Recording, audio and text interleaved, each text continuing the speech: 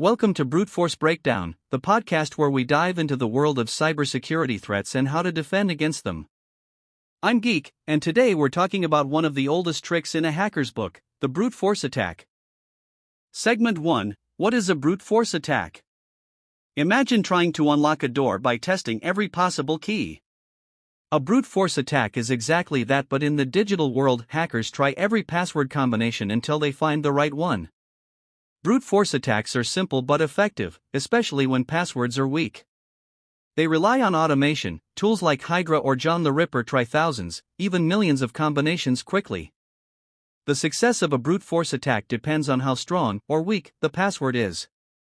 A password like 123,456 could be cracked in seconds. Segment 2: Why are brute force attacks still relevant? Now you might wonder, why are hackers still using brute force if there are more advanced tools? Well, brute force attacks are relatively easy to set up, and unfortunately, many people still use weak passwords. In 2023, password 123 and QWERTY were among the most used passwords, despite constant warnings from security experts. Hackers also use credential stuffing, where they take leaked usernames and passwords from previous breaches and test them on other platforms. Segment 3: Real-life examples. Let's look at a few examples. In 2017, a brute force attack targeted the UK's National Health Service, NHS, through weak passwords in their email system. Another case involved hackers using brute force to access smart devices like cameras and routers, which lacked strong security. Many companies are now enforcing two-factor authentication, 2FA, to prevent brute force attacks.